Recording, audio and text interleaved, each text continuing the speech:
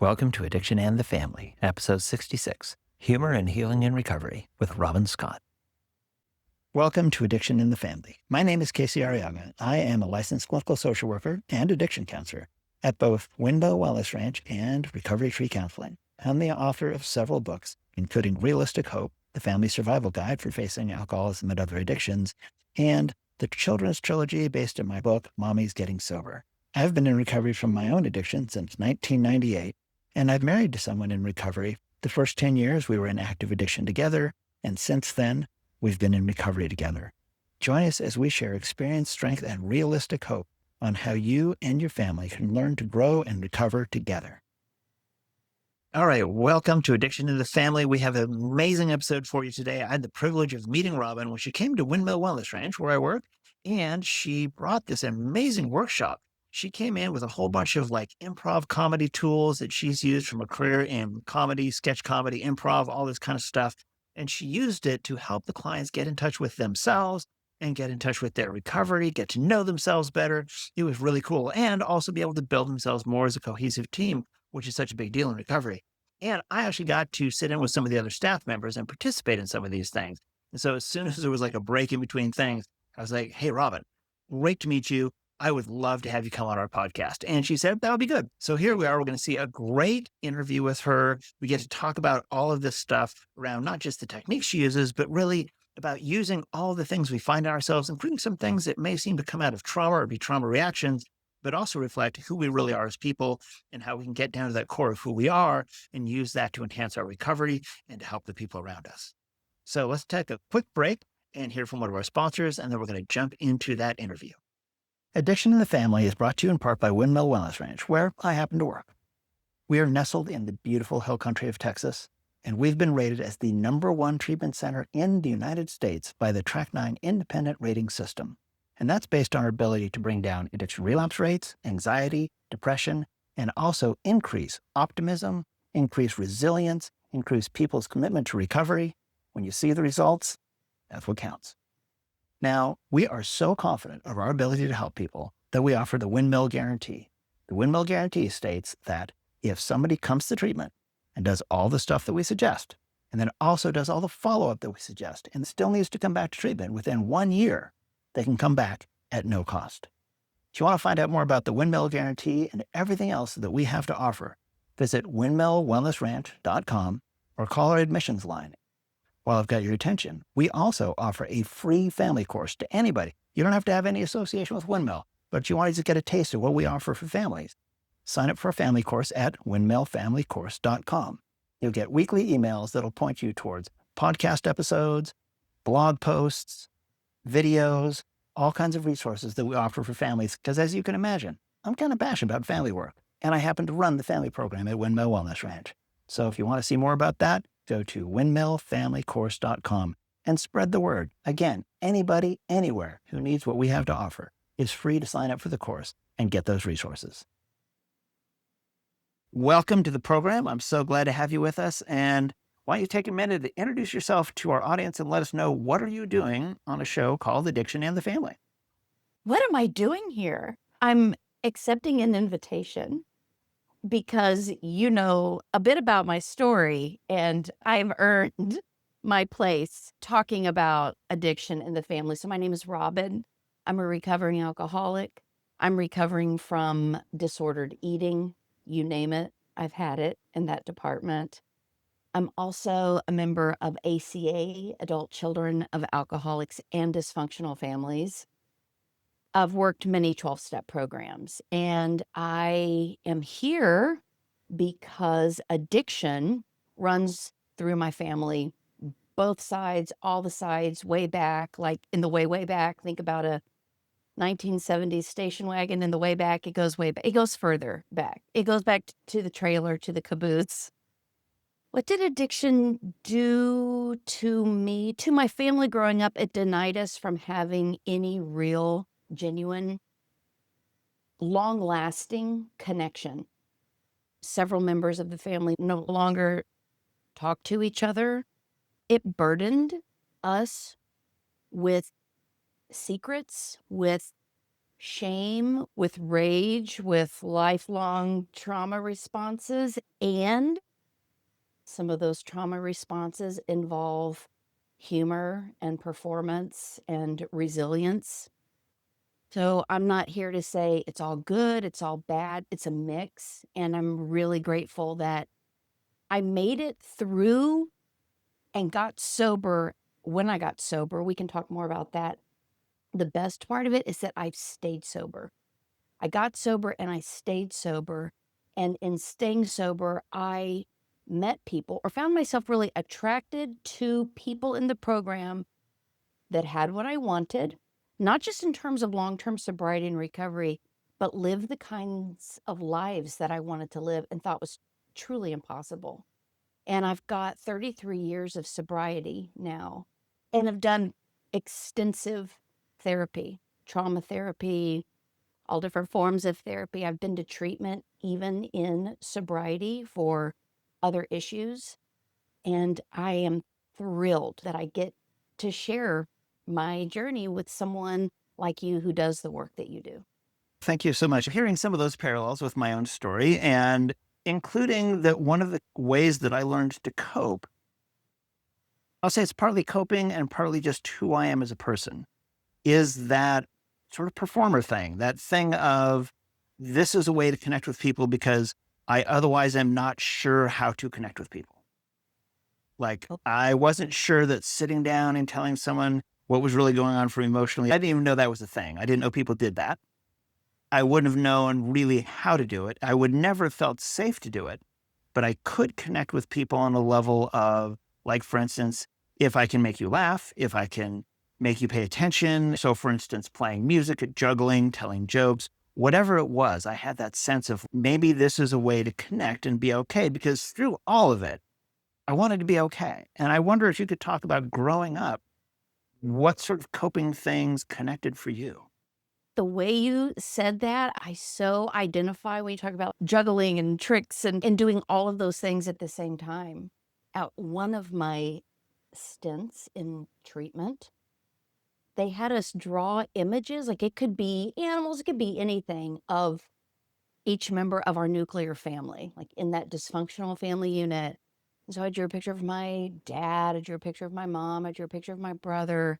And when it came to me, I drew unicorn, Pegasus, show pony, like up on a stage with tap shoes. Like it was the most anthropomorphized, mystical creature. And while it's like delightful and funny, the look on that being's face was so sad.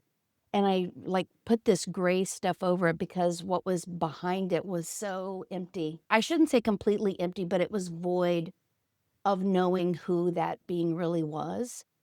And so performance, a while back I forget what that tool is where you draw like a name and you put a circle around it and then you put those little like spider marks around it. That's how we create characters in improv or in sketch comedy.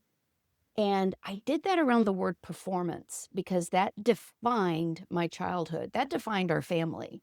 Like looking good. We were the house where people wanted to be. As I've grown up and as I've evolved, I still go back to Texas and I see friends and they're like, your place was where we wanted to have the slumber party, the pool party. Your dad was playing the piano. Your mom was making the great food. My mother, I mean, she really gave Martha Stewart a run for her money in terms of how beautiful she'd make a table look. And the parties were fun, the music, the booze was a flowing, lots of sangria. That's back when everyone was smoking inside too, because it was the 70s and 80s, baby. And then when people weren't there, it was a completely different place. And I used to say, as much fun as we had and all that performance, I would play the piano with my dad. I'd make up songs. I would do gymnastics in the living room. I put on shows. I started doing comedy at a really early age. My bedroom was like my green room, for real. Like I would sit in my room and I'd wait while my parents were having a dinner party for them to call me. And I'd come out and I'd play the piano after like their first course. And I'd go back into my green room and I'd be watching WKRP in Cincinnati or Welcome Back Coder with my dog. And then I'd be called back out again to tell some jokes and do some tricks. And I learned how to be whoever or whatever you needed or even wanted me to be. And I got really good at it. Yeah, and I wonder if you could go back and talk to yourself at that age, what would you say? Oh my gosh. And I have. Oh, this woman has done so much inner child work from the tiny wee years. In EMDR, I've done work around my experience in the womb, in pre-verbal, precognitive. Is that a term? It is now. I'm going to Throughout, absolutely agree with that. Yes. throughout adolescent, even young adulthood. And so that little one that I was just speaking about from like ages 6 to let's say 13, you don't know it, but you are enough. That's what I've said to her. That laughter that makes you feel so safe, it's okay. Like, it's real okay that you're doing all these things. You don't even have to understand these words, and you don't even have to agree with me now. These are coping mechanisms, and some of them are really going to help you, and some of them are really going to hurt you, and you're doing your best. I love you. You're enough. Like, beyond learning how to be my own loving parent, I'm learning how to be my own best friend. I can't tell you how much I love hearing that because that is so right on the money. And yeah, I love that you've done that work. And I'm just going to advocate for anybody listening, absolutely do that work. And yes, as an EMDR practitioner, I've told people like, let's go back and look at what it was like before you were born. And I'm not talking in a mystical, spiritual sense. And I'm not saying that's bad either, but I'm not saying let's talk about 6 past lives ago. I'm talking about after you were conceived in your mother's womb. What do you think that was like? Loud, quiet? Did she laugh a lot? Did she cry a lot? You're already getting an impression of the world. And I don't know that I've talked about this on the podcast before, but I have told a number of my clients, and my daughter knows this, of course, that I ran an experiment on her before she was born. Whoa. And this was based on something I had read. I believe it was Ernest Hemingway, who would say every day to his wife's pregnant belly, "How's it going in there?" And I thought, that sounds pretty cool. Now, this is long before I went back and studied human behavior in any kind of formal sense, but I've been studying it informally for a long time. Because again, I grew up not really sure how to connect to other people. So I grew up studying, how do people work? Why do people do the things they do? Because at first it was all confusing. And then after a while, I was like, okay, yeah, I can start to figure out this code here. How are people doing? I asked a friend for social lessons in high school, like, how do you do this? How do you connect with others? Stuff like that. He'd say, you pass other people in the hallway, smile and say hi. I'm like, oh, wow, mind blower. Never thought of it. But I started studying, how do other people work? And so I heard this thing. And so when my wife was pregnant, I thought, I'm going to try this experiment. So we had one of those You're Pregnant Now books, and it said, your child is now the size and weight of a grape. So I turned every day to my wife's pregnant belly and said, hi, grape. And I did that through the entire pregnancy. And after a while, we were joking like, Hi, kumquat. Hi, like, cantaloupe. Hi. exactly. It totally should have been, but we just stuck with grape. And I thought partly, I want to try saying this every day. Hi, grape. So the moment she was born, it was a C-section. So they make the incision, they lift the child out. And as soon as she hit the air, they said, it's a girl. And I said, hi, grape. Now at that age, you can't move your neck. But the nurse said she started looking around with her eyes like, okay, I know that voice. Oh my gosh. And so that cemented for me. Certainly by the time I became a mental health practitioner, like people are forming an impression of the world before they're born. Depending on the person, that might be a good place to go back and explore and say, what do you think it was like in there? And they'll say, man, I'm just making something up. I said, great, make something up. It's okay if you think you're inventing it from whole cloth because you're probably not. And what really matters is your impression of what that was like. Like, we're not going to go back with a camera and a microphone and figure out what it was really like, but we can look at the impression and recognize the wheels are in motion of our personality long before we come out of the chute and hit the air. And so hearing that you did that work to me is so enheartening. And I hope, again, other people are listening out there to say, oh, maybe I should do some work where I go back and talk to my younger self. Prenatal, postnatal, 15 years, 15 months, all of it deserves to be at least looked at and said, what maybe could use some healing? Because how can I show up as a parent that my parents probably wanted to be? They're not bad people. They made mistakes. I'm a parent. I made plenty of mistakes. My child has got some of her own therapy to do over my mistakes. I get that. I paid for some of it. It only seems fair. Oh, And, that's a kind of you. and looking to see, okay, we don't need to carry that stuff for the rest of our lives, though. Unfortunately, most of us do. And we come up with some pretty maladaptive ways to deal with that. Beautifully said. Hi, Grape. Oh, I love this so much.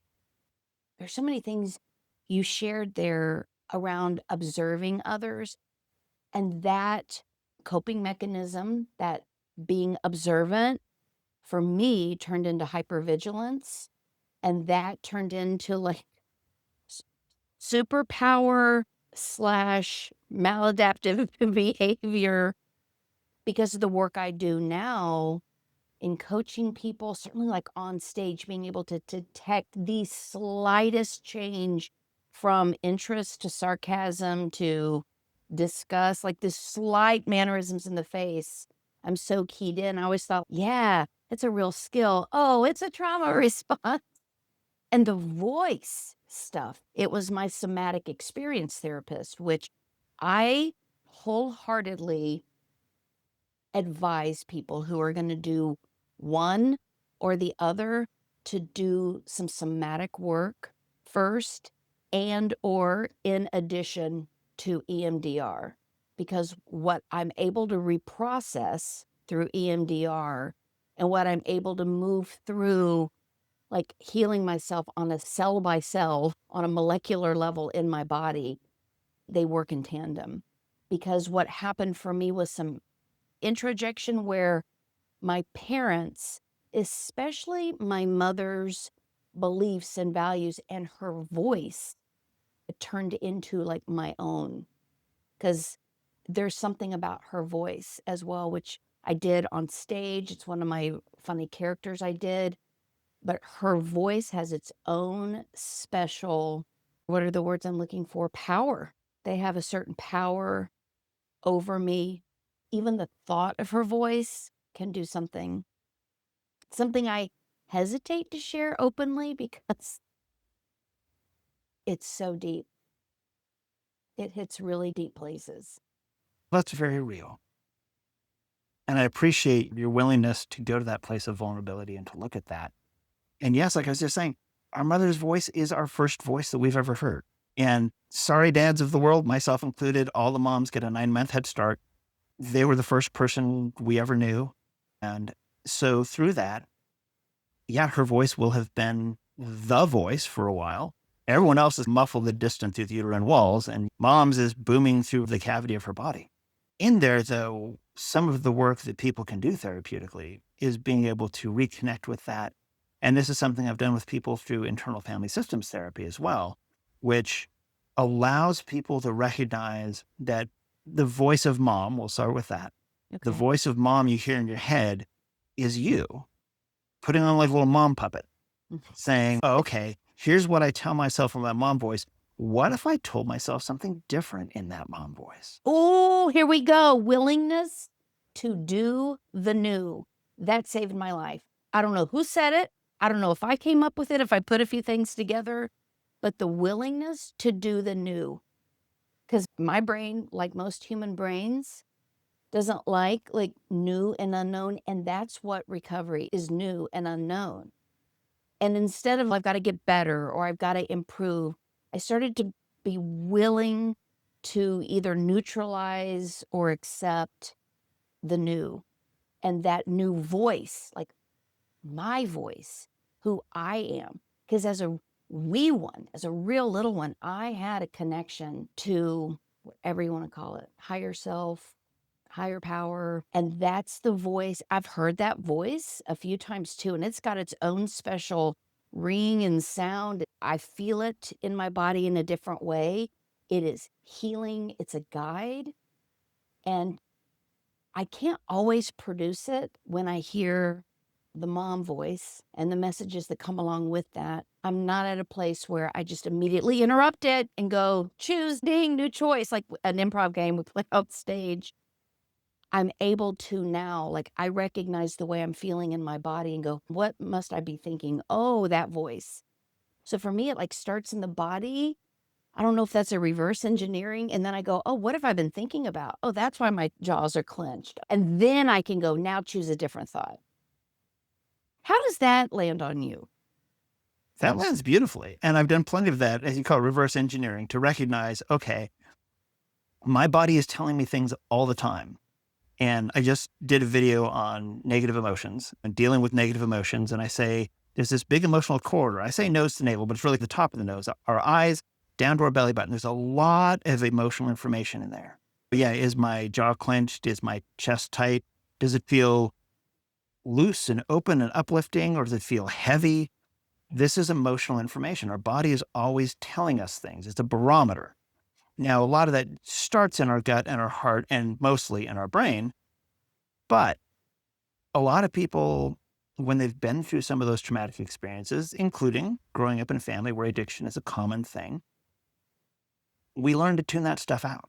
And so part of recovery is learning to tune it in and pay attention and say, what is happening here? What am I telling myself? I've probably been telling myself this for a long time.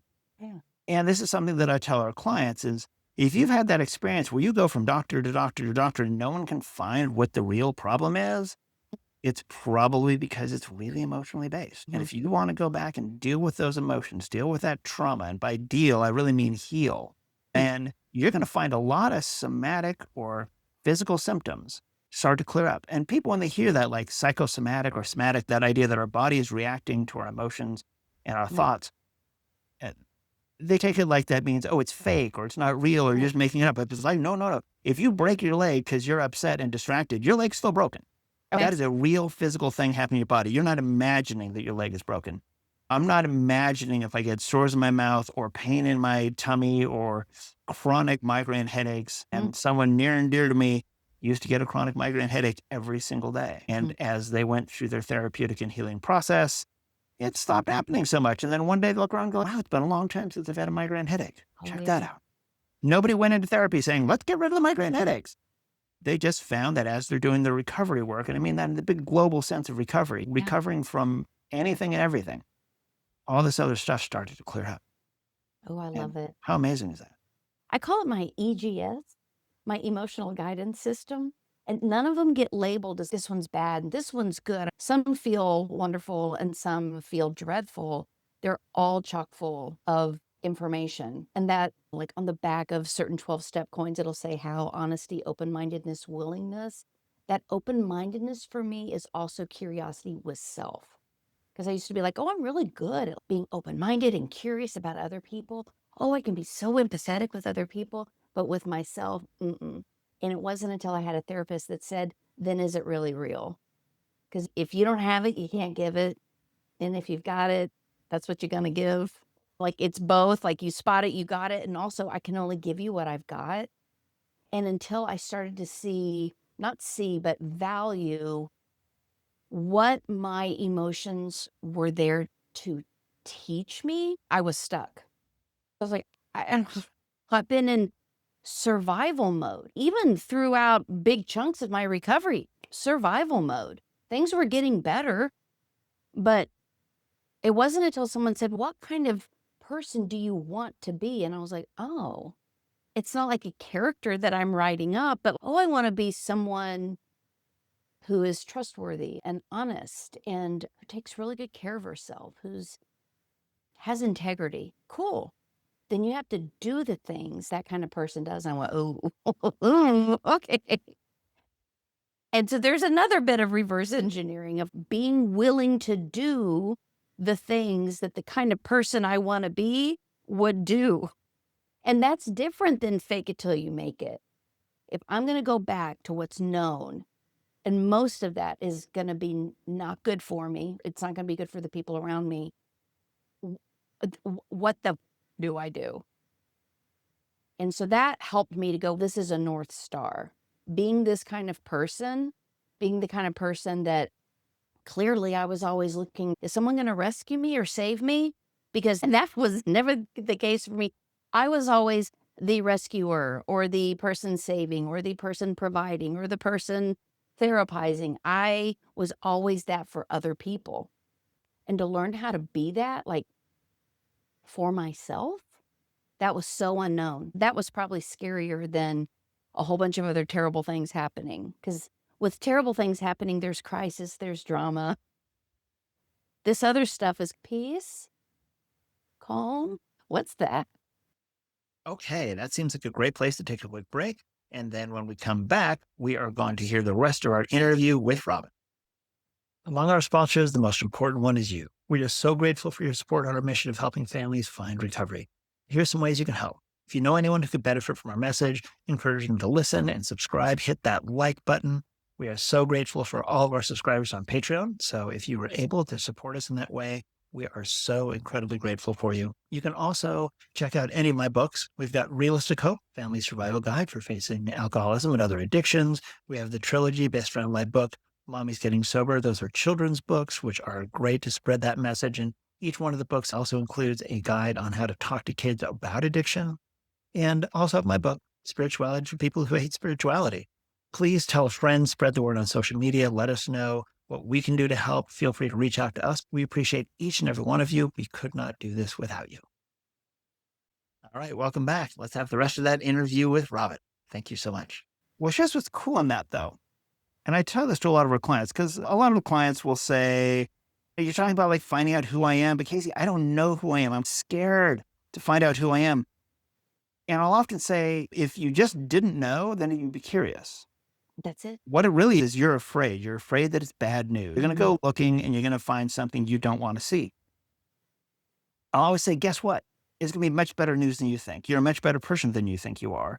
A bunch of that stuff that you thought you were faking, you were really drawing from what's inside. Well, here we go. Yep. Now we're getting into it.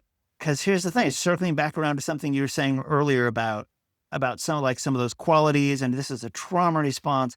But our trauma responses are built partly on, let me take what I have in terms of raw resources, who I am as a person, and find a way to use that to survive. So if I need to be funny to survive, I'm not going to do that if I'm not already funny. To be able to connect with people through humor, through music, through performance of whatever kind, which I still do in my work, get up and teach classes. I'm trying to be entertaining. Of course I do. I played in a recovery rock band yesterday. It was a lot of fun. Things like that where it's just, okay, you know what? There are still things within me that I thought might go away with recovery that got bigger instead. I thought I'd stop writing music when I got in recovery because all my music was just, look how dark and cool I am. I thought, well, that's all going to go away. Probably stop writing music. And instead I ended up going back to school and studying how to write music more and studied composition in college, all this stuff. And I found that I'm more myself, and usually the people that have known me, the handful of people who know me through the whole journey, don't come in and go, wow, it's Casey 2.0. You're a whole new person, which is what I thought it was going to be. They're more like, okay, it's you with less of the BS. There we go. It's the removal of armor, like protective armor. And for me, it was like, I didn't know it at the time, but I see it now. What was used as like protective weapons, arsenal, turned into like tools, creative tools used to build and make art, that innate talent that's within all human beings, that innate artistry. The word grace is coming up. That's the saving grace. Yeah, I'm on board 100%. Yes, that some of these mechanisms and behaviors ended up really harming me. And I'm not mad at why I did my best to develop them. I even came up with them in the work I do now. I came up with this, it's called Building Characters Builds Character, because in order to build something, create something that was not in existence, you've got to start somewhere. And it has to come from something real, whether it's my own lived experience or a thought I had or a dream that I've got. Something of me and in me is used to produce this thing that now lives in make-believe. But in doing that, it builds my character. That requires vulnerability, courage, because I'm not just doing it and then looking at it by myself. I'm offering it to other people and sharing it with people. And so I wonder how that resonates with you in terms of creating and performing music. It resonates in a lot of ways. I found that, like I said, I went back, studied composition, wrote string quartets and organ suites and all this choral music But my heart is always songwriting. And I wasn't sure that I would even be able to write songs, or maybe they'd just all be boring because they'd either just be like, yep, there's nothing wrong and there's nothing to talk about, which makes for a terrible song. I like myself. The end. All right. But I found that I was writing music that was more loving and more uplifting, that not all of it, but many of the songs started to move into the territory of you're probably a better person than you think you are, or there is hope, and things that I was not writing about before. And I'm not a very on the nose kind of lyricist. So it isn't people, there's hope, wake up. It was more just like the story in there would encapsulate something along those lines. But it shows up in all of the work because doing therapy is very creative work, or it certainly can be. Yeah. And it's co-creation with the other person because they're really taking the lead. And I know what you do to help people with recovery using some of those improv skills. I may show up and say, hi, I'm the trained professional with a degree, but I'm really here to follow your lead because you are the expert on you. You have everything you need inside you to recover. I'm just going to help you find how to find that so you can go do it without me, because the whole point of my job is to make myself obsolete in your life. So what I'd like to do, we talked about people say, oh, you're so funny, you're so talented. You go, thanks, it's a trauma response. But of course, it's more than that. It's also innately who you are. And I would love to just take a few minutes here before we close up to talk about that work that you do, where you've taken those things that may have been trauma responses, have been used to protect yourself from trauma, but you've transformed them into things that help other people heal from the same. Can you talk about that? I sure can, and I'd love to. And the work I get to do now, I think about the 4 pillars in ACA: humor, gentleness, love, and compassion. And I bring that to my work in experiential learning. So using a lot of the tenets of improvisational comedy, which is co-creation, making things up simultaneously, spontaneously, being able to listen and really play the scene you're in, and not just always being the one that you want to direct, but being a part of something bigger than oneself. I saw everything I was doing in recovery was helping me on stage, and everything I was learning on stage was helping me in recovery. This once very fractured and discombobulated, I guess the word would be disassociated person was really starting to come together to see that each part of my life informs the other. And it's making it easier for me to live in this system called Robyn. That's what it's making it easier to do. And I do have a lot of fun. I believe in the power of laughter and joy. And I'm talking belly laugh, hoarse voice laughing. I love that kind of laughter, not as a bypass. And for a moment, I thought we were going to start to talk about spiritual bypassing, maybe for another time. But I think also in comedy, that can be its own form of bypass. It's we're just going to laugh about it. Yeah, what happened to me as a kid was really unfortunate, but look at it, it's funny. Everyone was throwing up all the time. And I did a lot of that. These are really funny stories until I would share them backstage or before a show, and people would just go, "Brr, crickets. Ooh, oh, I guess that's not funny." They're like, no, that's really sad. That's tragic. Oh, oh, it is. And so that's when I became aware of some stuff that I thought was funny was really abusive.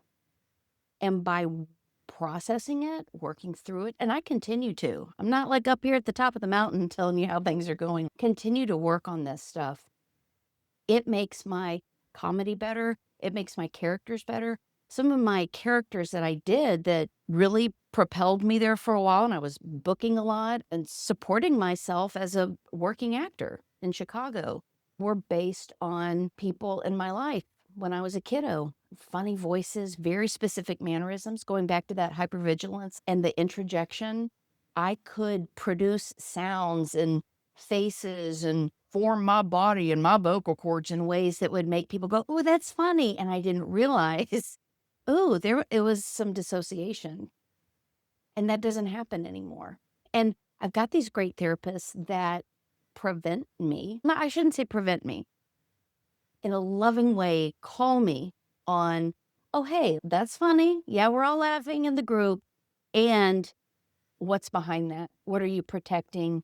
And who are you defending in the family? Because it sounds like you were really hurt. And to make peace with that, it doesn't have to be so all or nothing. It's this like beautiful, messy, muddy mosaic. And so I get to coach people now. I do executive coaching. And one of my recurring nightmares that I had throughout my life since I can remember, like age 3 up until not too long ago, was about sharks, being in open water at night and being attacked by sharks.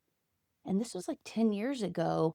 I wrote down an acronym for SHARK: service, honesty, authenticity, respect, and kindness. And I was like, low stakes. I'll do it with one of my clients as a test.